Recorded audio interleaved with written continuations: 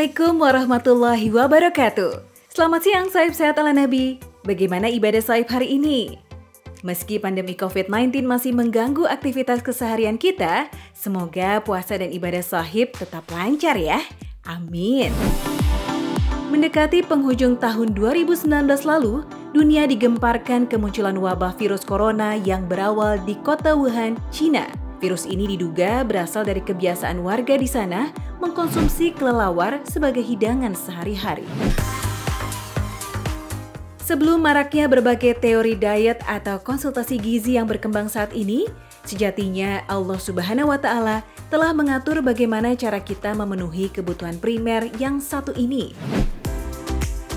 Allah Subhanahu wa Ta'ala menekankan dua sifat makanan yang disebutkan dalam Al-Quran, yaitu harus halal.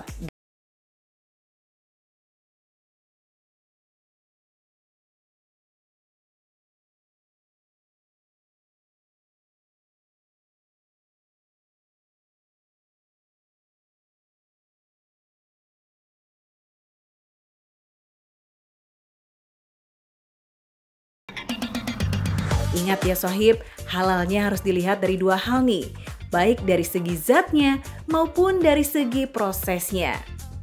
Dari segi prosesnya, makanan yang diperoleh dengan cara yang haram sudah pasti haram hukumnya. Lalu apa jadinya kalau kita tidak menjalankan aturan yang telah ditetapkan Allah Subhanahu wa Ta'ala? Sudah tentu hanya kerugian yang bisa kita dapatkan. Lemahnya iman seseorang salah satunya adalah karena terlalu banyak makan. Efeknya panjang tuh Pak Bu. Percaya kata saya. Lagi makan berlebihan, akhirnya maaf perut penuh gitu kan, pikiran penuh, susah kita nangis untuk Allah. Serius. Baca Quran itu khusyuk dengan kondisi perut penuh nggak bisa. Bang bisa. Makanya kalau saya lihat gitu kan ya emang zaman dulu itu, zaman para zaman Rasul dan para sahabat, saya yakin juga banyak makanan, berlimpah juga makanan sebenarnya, tapi ya nggak kayak kita zaman sekarang kan. Sohib, berkaca dari kebiasaan Rasulullah Sallallahu Alaihi Wasallam, selain harus halal, wajib hukumnya mengkonsumsi makanan secara tidak berlebihan. Berkurangnya iman seseorang bisa dari terlalu banyak makan dan banyak bicara yang tidak bermanfaat. Salah satu cara hidup sehat mengurangi nasi putih.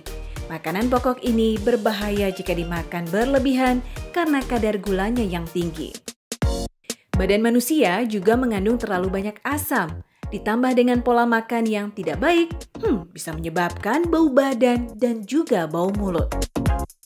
Sohib, makanan yang baik mengandung pH tinggi di atas 7, dan ini banyak terkandung dalam sayuran hijau dan buah-buahan.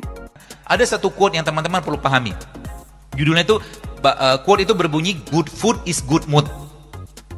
Ya, good food is good mood. Jadi kalau kita mau dapatkan mood yang baik, maka makanlah makanan yang masih asli alami tanpa diolah. Ya, dan salah satunya adalah ya buah dan sayuran sebenarnya.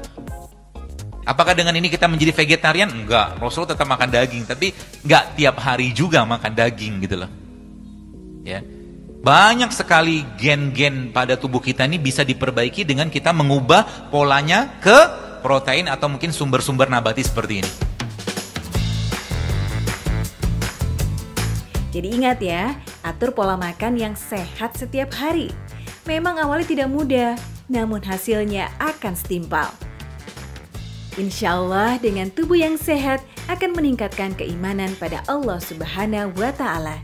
Amin amin ya rabbal alamin. Sahib sehat ala Nabi yang diridhoi Allah Subhanahu wa Ta'ala.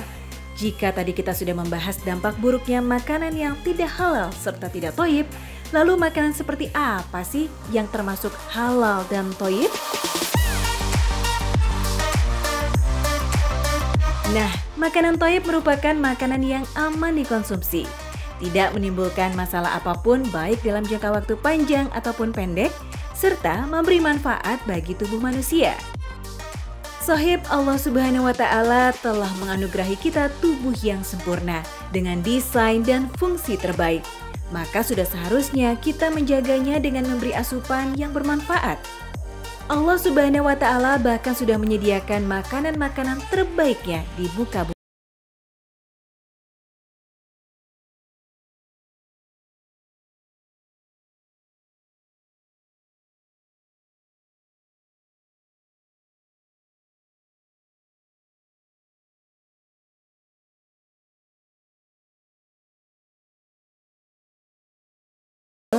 Bahwa menjaga apa yang kita makan wajib hukumnya. Perintah tentang aturan makan ini bahkan disebut hingga 27 kali loh dalam berbagai konteks dan arti. Allah Subhanahu wa Ta'ala memerintahkan kita untuk memakan makanan yang bukan cuma halal, tapi juga baik. Bahkan perintah ini disejajarkan dengan bertakwa kepada Allah sebagai sebuah perintah yang sangat tegas dan jelas. Beberapa produk yang dianjurkan, salah satunya madu. Madu mengandung nutrisi yang tinggi sekaligus antiseptik, juga antioksidan dan antibakteri. Selain madu, ada buah tin. Nah, kalau di antara sekian banyak buah-buahan, salah satu yang disebutkan Allah Subhanahu wa Ta'ala di dalam Al-Quran adalah anggur. Buah yang rasanya lezat ini dituliskan dalam Al-Quran sebanyak 14 kali.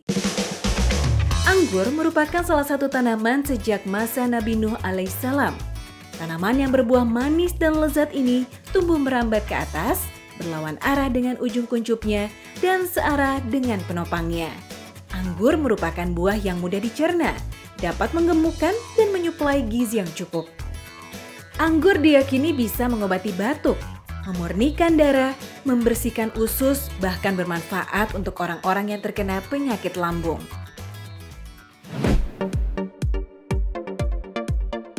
Ini adalah buah tin ya, buah tin yang merupakan salah satu buah yang disebutkan dalam Al-Quran, dan ada sumpah Allah dalam buah ini yang menjadikan buah ini sangat istimewa karena merupakan salah satu buah terbaik, buah yang sangat tinggi serat, sangat tinggi enzim, vitamin, dan bahkan mineral-mineral penting yang bermanfaat untuk mencegah kanker ya.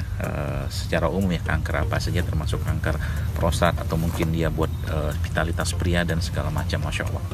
Dan tentunya hal-hal seperti ini banyak sekali Allah tumbuhkan di berbagai belahan bumi ini, dan beginilah Allah teman-teman sekalian memberikan kepada kita tanda-tanda kebesarannya, dan Allah menciptakan pelindungnya, ada antioksidannya, semua Allah komplit, Allah cukupkan dalam buah ini.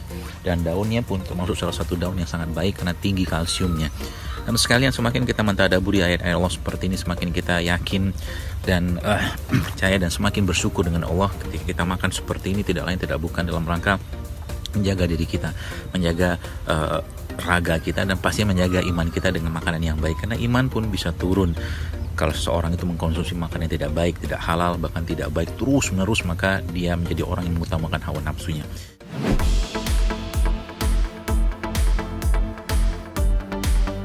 Nah, berikut ini ada beberapa olahan anggur yang bisa membantu mengobati beragam penyakit. Salah satunya migrain, sebuah penyakit yang menyerang bagian syaraf dan memiliki gejala kepala pusing sebelah, mual, serta sensitif terhadap cahaya atau suara.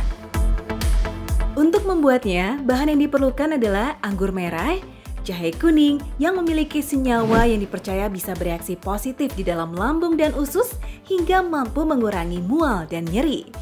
Senyawa tersebut juga diduga bisa bekerja baik di otak dan sistem syaraf guna meredam rasa mual, dan air putih secukupnya.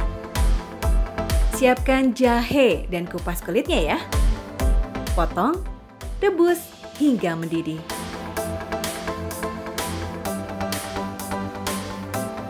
Saring airnya dan tuang ke wadah blender. Campurkan anggur segarnya, tambahkan air, kemudian blender menjadi satu. Nah, kalau sudah tercampur rata, siap dikonsumsi.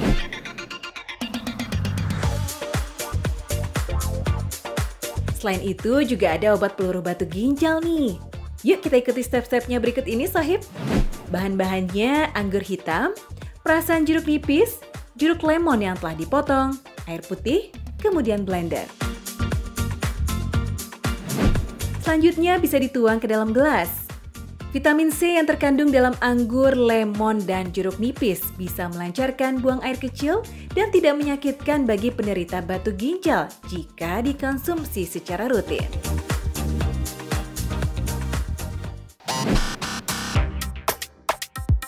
Selanjutnya akan ada kuliner lezat nih, yang tentunya dibuat dari bahan yang halal dan thayyib juga. Simak terus Sehat ala Nabi.